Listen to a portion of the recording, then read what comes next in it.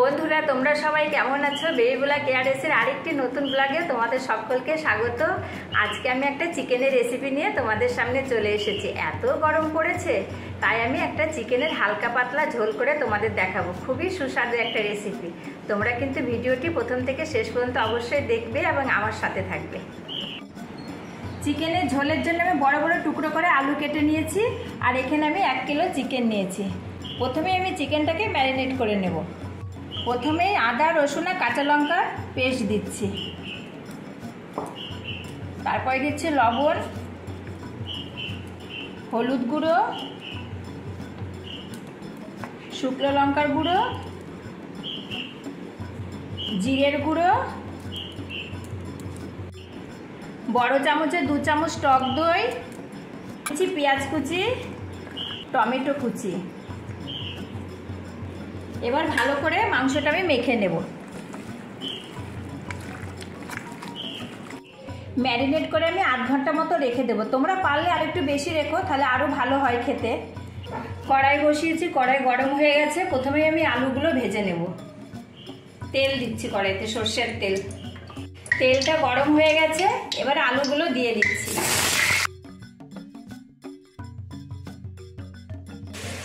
আলুগুলো ভালো করে ভাজা হয়ে গেছে, আমি তুলে নিচ্ছি।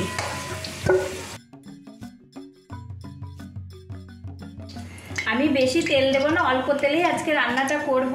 প্রথমেই আমি একটা তেজপাতা ফোড়ন দিচ্ছি, আর দিচ্ছি এলাচ, লবঙ্গ, দারচিনির একটুখানি জয়িত্রী, গোটা গরম মশলা দিলাম একটু জিরে, গোটা জিরে।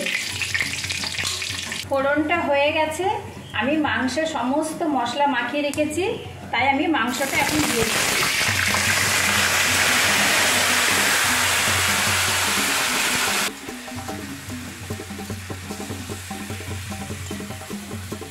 এই দেখো, মাংস দিয়ে আমি কিছুক্ষণ নাড়াচাড়া করে নিচ্ছি। এইভাবে সমস্ত মশলা মাখিয়ে মাংস রান্না করলে খেতে খুব টেস্ট হয়, আর খুব তাড়াতাড়ি রান্না হয়ে যায়। এবার আমি কিছুক্ষণ ঢাকা দিয়ে রেখে দিচ্ছি।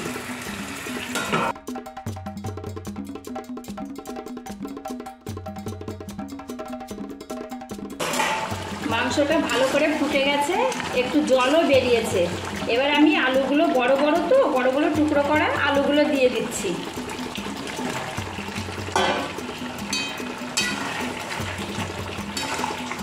এবার আরও কিছুক্ষণ ঢেকে দেব। মাংসটা জল শুকিয়ে গেছে, আমি আস্তে আস্তে করে এবার কষিয়ে নেব।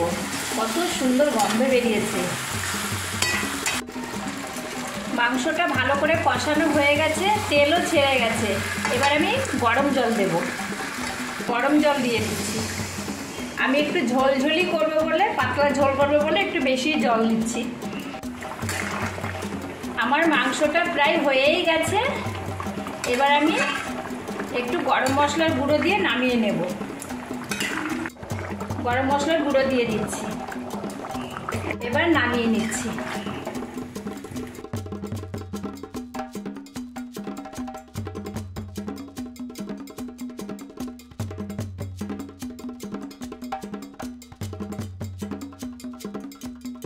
দেখো বন্ধুরা, কত সহজেই কত তাড়াতাড়ি বানিয়ে ফেললাম চিকেনের পাতলা ঝোল। আর খেতে এত ভালো হয়। গরমকালে এই ঝোলটা, সবসময় কষা কষা মাংস ভালো লাগে না, মাঝে মাঝে এই ঝোল খেতে খুবই ভালো লাগে। তোমরা কিন্তু এইভাবে খুব তাড়াতাড়ি বানানোর জন্য আমার ভিডিওটি দেখবে, আর আমাকে লাইক, শেয়ার, কমেন্ট করবে, আর সাবস্ক্রাইব করতে কিন্তু একদমই ভুলবে না। পরের অন্য কোনো নতুন রেসিপি নিয়ে তোমাদের সাথে দেখা হবে। আজকে এই পর্যন্তই।